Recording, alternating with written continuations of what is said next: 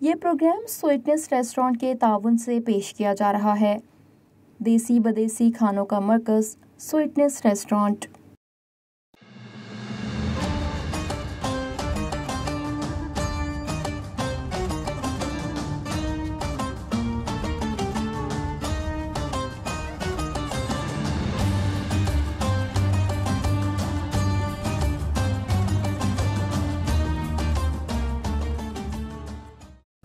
नहमदुहु व नुसल्ली व सल्लिम अला रसूलिहिन नबील अमीनिल करीमिर रऊफुर रहीम।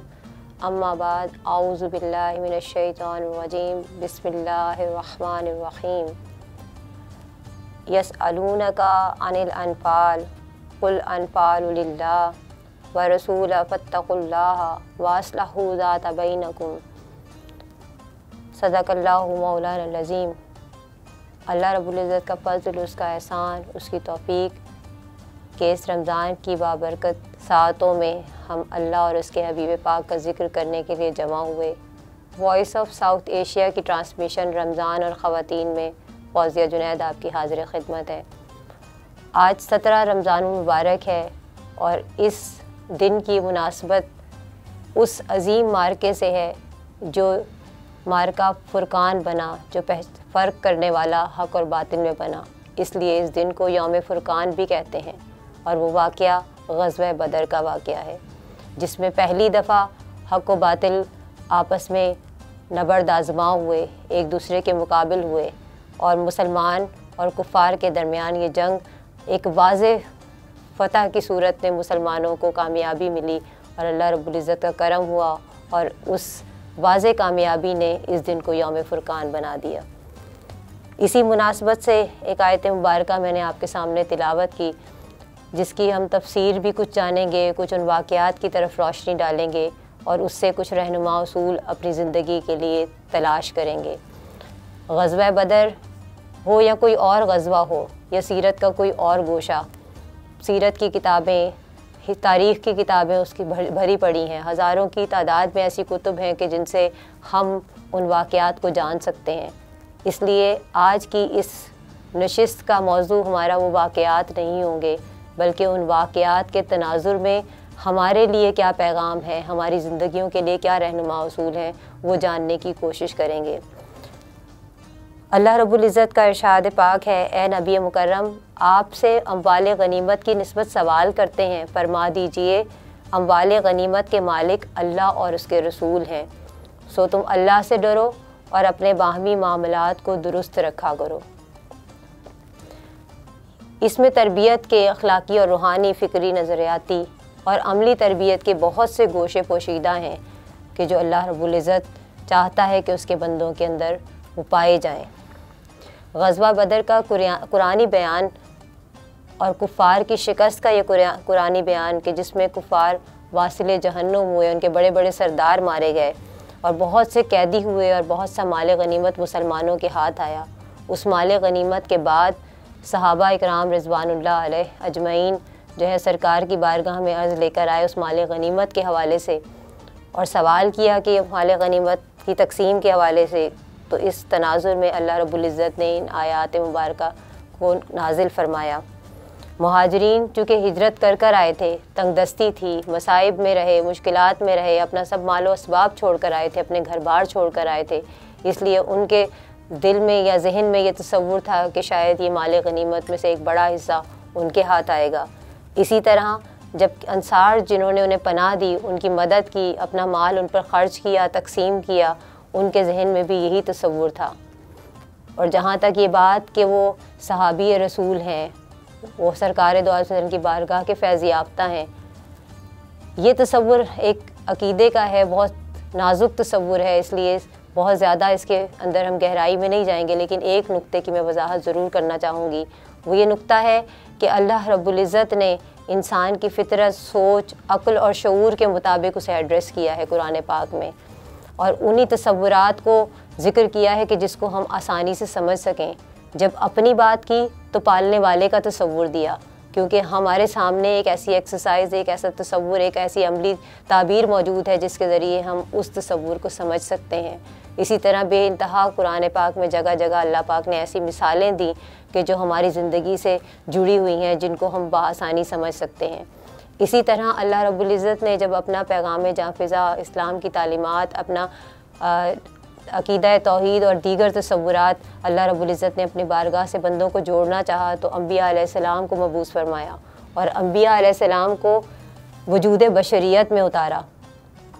लेकिन क्यों उतारा? इसलिए कि कोई ये तसव्वुर ना करे कि शायद ये इंसान नहीं है तो हम ये मफ़ौकुल फितरत वजूद है, इसलिए हम इनकी अताअत नहीं कर सकते, इनकी ताबेदारी नहीं कर सकते। इस तसव्वुर को ख़त्म करने के लिए अल्लाह पाक ने इंसान को उसकी अक्ल और शऊर के मुताबिक रहनुमाई फ़रमाई। इसी तरह ये सहाबी रसूल, ये सरकार दो आलम सल्लल्लाहु अलैहि वसल्लम की बारगाह के फैज़ याफ्ता बेशक सहाबी रसूल हैं, इनका वो मनसब और मकाम वो है कि हम सारी ज़िंदगी भी अगर मुशक्क़त और मुजाहिदा करें, पूरी ज़िंदगी इबादत और रियाज़त में गुजार दें, मुजाहिदे में गुजार दें, तब भी उनके पाँव की गर्द को भी छू नहीं सकते। लेकिन दूसरी तरफ उन्हें अल्लाह रब्बुल इज़्ज़त ने वजूद बशरी में उतारा है, उन्हें वजूद बशरी अता किया है। उस बशरी वजूद के भी कुछ तकाज़े हैं, उन्हीं तकाज़ों की तरफ इस कुरान पाक की आयत में इशारा किया गया है और फिर उन्हीं तकाज़ों को एड्रेस करने के लिए सरकार दो आलम सल्लल्लाहु अलैहि वसल्लम को एक रहनुमा उसूल दिया गया है। बिल्कुल ऐसे ही जैसे कि ये मिसाल कैसे समझी जा सकती कि अल्लाह ने ऐसा क्यों किया, क्या हिकमत है इसमें। बिल्कुल ऐसे ही जैसे हम छोटे बच्चों को जब डील करते हैं तो हम ये देखते हैं कि उनकी ज़हनी सतह क्या है, वो किन लफ्ज़ों को आसानी से समझ सकते हैं, उनका दायरा ज़हन का किस हद तक वसी हो सकता है। उसी तनाजुर में हम उनसे बात करते हैं। इस्लाम से कबल यही सहाबा रसूल जो थे वो कुफ़ार में थे, यही वो सहाबी रसूल थे जो इस्लाम के ख़िलाफ़ भी तलवार उठाने वाले भी इनमें थे, यही वो लोग थे जो इबादत के अजीब व गरीब तसव्वुर रखते थे, जो बुतों की परस्तिश भी करते थे। ये उस माशरे से उठकर सरकार दो आलम सल्लल्लाहु अलैहि वसल्लम की बारगाह से जुड़ गया और मकाम सहाबियत इन्हें अता हो गया। इसीलिए कहा जाता है, बुजुर्गान दीन कहते हैं कि यक ज़माना सोहबत बालिया बेहतर अज 7 साल तात बेरिया, यानी एक लम्हे की सोहबत 1000 साल की इबादत, सैकड़ों सालों की इबादत से फजीलत रखती है। और इसीलिए उनका जो मनसब ठहरा वो सहाबियत का ठहरा। ना तो उन्हें नमाजी, ना सोमो सलात के किसी टाइटल से पुकारा गया, ना हाजी कहा गया, बल्कि उन्हें अगर किसी लफ्ज़ से पुकारा गया तो वो सहाबी रसूल के टाइटल से पुकारा गया, जो सोहबत के तसव्वुर से निकला है।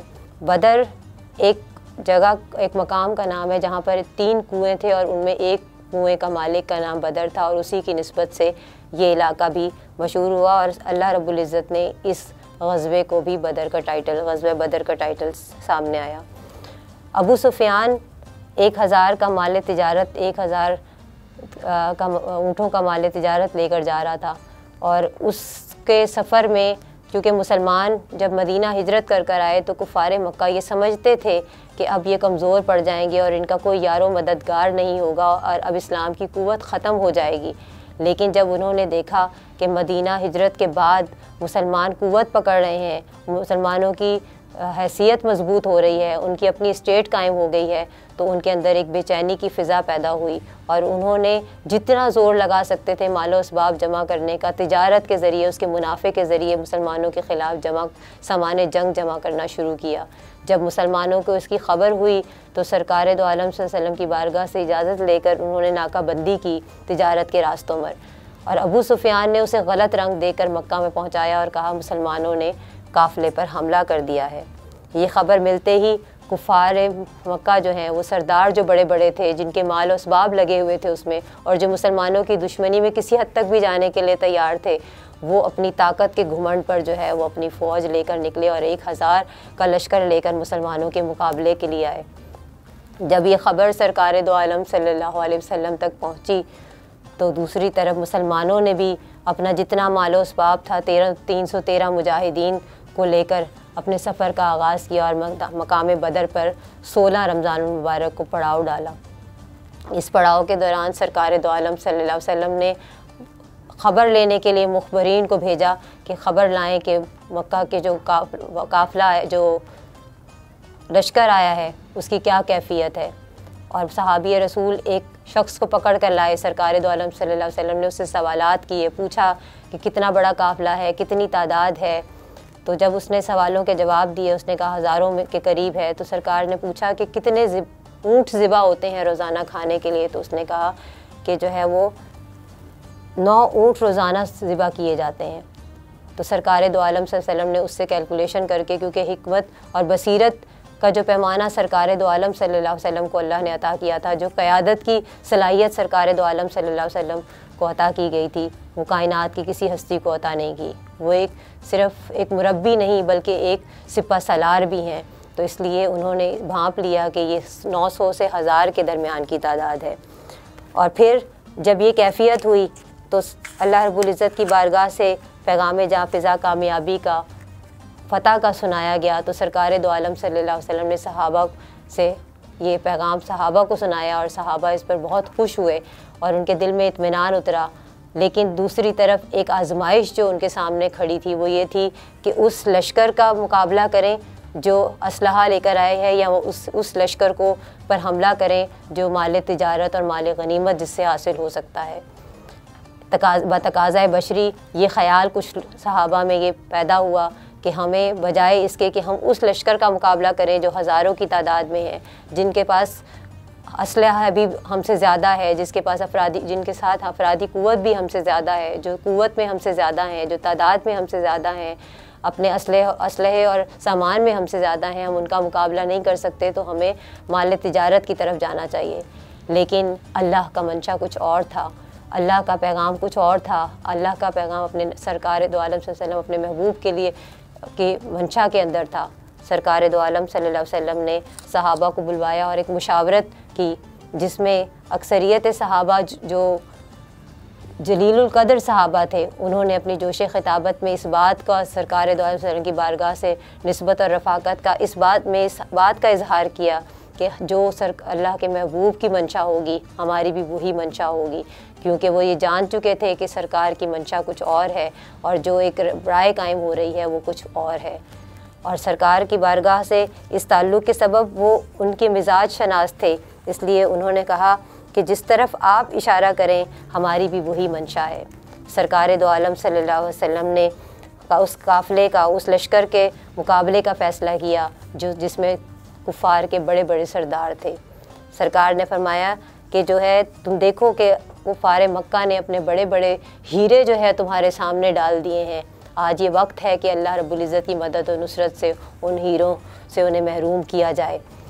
और यही हुआ कि ये ग़ज़वा हुआ और कुछ कुफ़ार के बड़े बड़े सरदार जो है वासिले जहन्नुम हो गए। जब ये मुशावरत का मरहला मुकम्मल हुआ और सरकार दो आलम सल्लल्लाहु अलैहि वसल्लम ने ऐलान फरमाया और हुक्म फरमाया कि आज मैं ये ऐलान करता हूँ कि जो जवामर्दी से लड़ेगा, पीठ फेर कर नहीं भागेगा, तो मैं उसे जन्नत की बशारत देता हूँ, जन्नत की ज़मानत देता हूँ।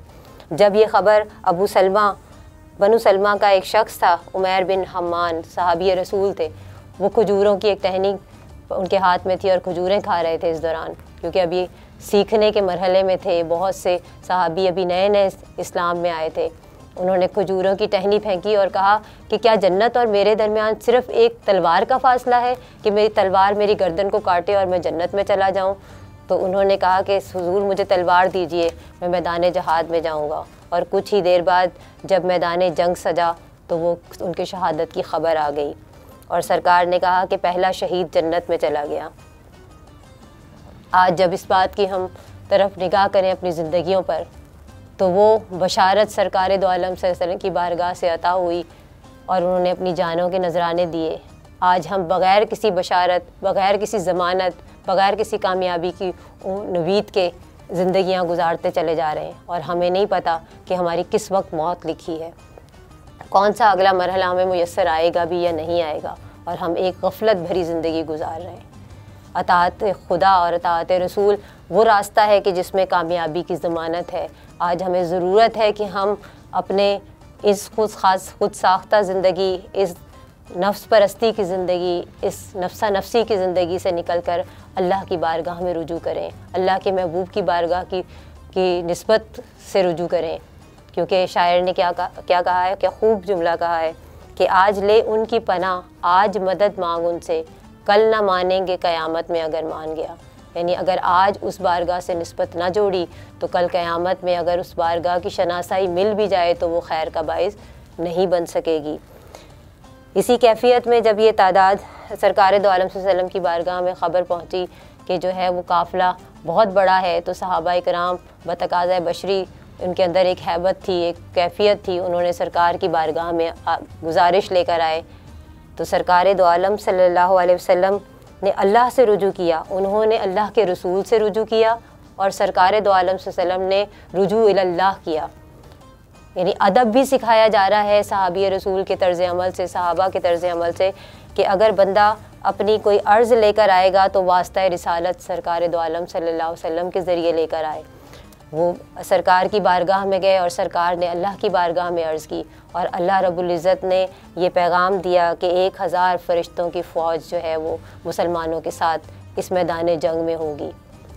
कुछ देर बाद और ख़बर मिली कि उनके असबाब और ज़्यादा हैं, उनके अफराद और ज़्यादा हैं। सहाबी रसूल फिर सरकार की बारगाह में आए और सरकार ने फिर उनको ये मज़दा जाँ फ़िज़ा सुनाया कि फिर 300 जो है वो 3000 जो है फ़रिश्ते मदद के लिए आएंगे।